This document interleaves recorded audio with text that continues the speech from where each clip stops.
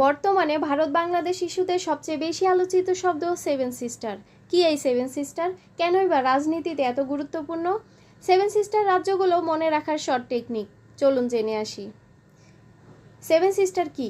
ভারতের উত্তর পূর্ব দিকে চীন, বাংলাদেশ ও মিয়ানমার দেশের সীমান্তে অবস্থিত রহস্যঘেরা 7টি রাজ্যকে একসঙ্গে বলা হয় সেভেন সিস্টার বা সাত বোন রাজ্য।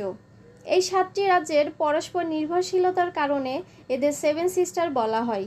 তবে সেভেন সিস্টার নামকরণের আরও একটি কারণ হলো এই 7টি রাজ্যে পৌঁছাবার একক উপায় হলো শিলিগুড়ি করিডোর, যা চিকেন নেক নামেও পরিচিত। এবার আমরা সেভেন সিস্টার রাজ্যগুলো মনে রাখার শর্ট একটি টেকনিক দেখব।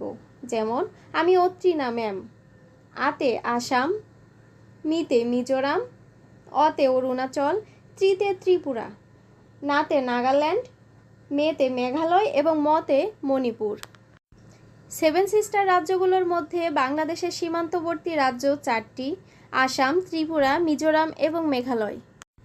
এবার চলুন জেনে আসি ভারতের সেভেন সিস্টার রাজনীতিতে কেন এত গুরুত্বপূর্ণ।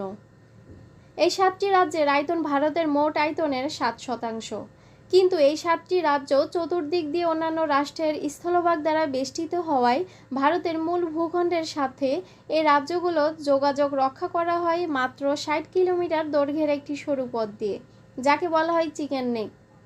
কিন্তু এ পথ দিয়ে যোগাযোগ বেশ সময় সাপেক্ষ এবং ব্যয়বহুল।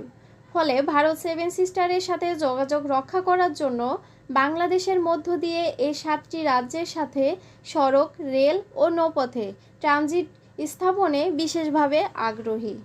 তবে বিশ্লেষকদের দাবি, এমন ট্রানজিট ভারতের স্বার্থ হাসিল করলেও বাংলাদেশের অর্থনীতিতে বিশেষ সুফল বয়ে আনতে পারবে না। Thanks for watching my video.